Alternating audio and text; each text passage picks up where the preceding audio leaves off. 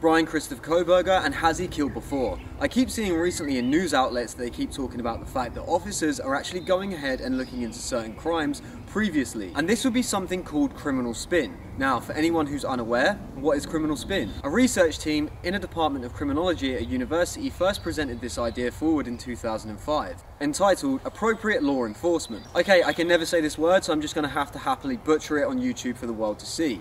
Criminal spin is a phenomenological model in criminology, which is the basic idea that depicts the development of criminal behaviour over time. And why would this be applied to someone like Bryan Kohberger? Well, with the intensity and type of crime that was committed in Idaho, it may suggest that he may have done this before. There are 4 victims within inside the house that were brutally stabbed to death by one individual with a knife. Normally when someone sets out within their crime, or when they start off with a crime spree, it's normally a lot smaller. For example, people that go on to do robbery or mass robbery or a bank robbers don't exactly start out as a bank robber. They'll start off in petty theft and or crime. So people actually start out a lot smaller, i.e. they'll start stealing from friends, home, school, things of that nature. They don't exactly go on to do mass robbery immediately. Now, what's then important about this is that intensifies this behaviour, and over time they'll get more progressive within the crimes it is that they are committing. So for example, if someone is to become successful while they're stealing, and it's only small things, could even be something like a pencil, a couple of bucks here and there, a few pounds, whatever it may be, that then becomes an exhibited behaviour that's progressive over time.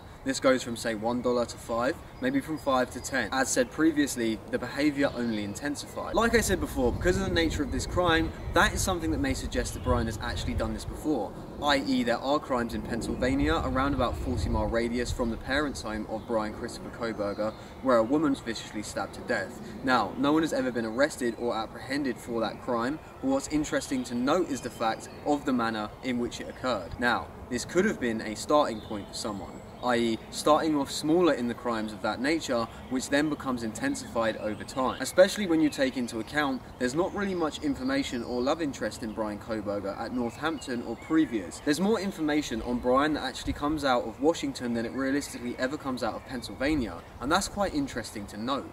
He wasn't exactly in Washington for a long period of time, but there seems to be a lot that comes out about that as regards to Pennsylvania. I think later on in this case, that might be a key indicator.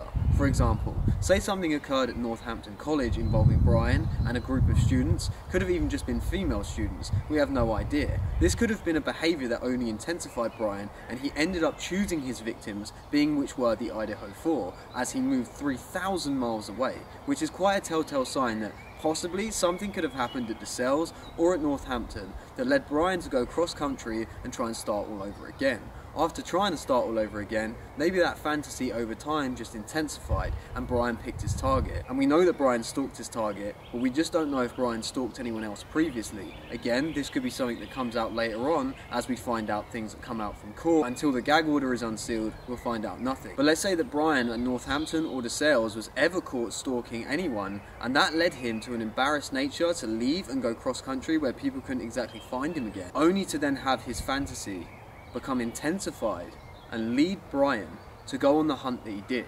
And we know that he had stalking activity because of the fact that Bryan was known to be at the location of the Idaho 4 roughly around 12 times prior. I'd suggest that he was probably there more without his phone being there. I mean, he is a criminology student and does understand these things. It's just strange to suggest the thing that he was studying was what he might then go on to commit later on. Now, Bryan has not been charged with the crimes. So far, he is innocent until proven guilty. But there is a lot of evidence to suggest that Bryan is the main person behind this attack. So why do we get into the nature of stalking? Well, what's interesting here is the house itself. Maybe Bryan, thinking that he was smart enough and seeing how many people would go in and out of that home, he chose that as a specific location.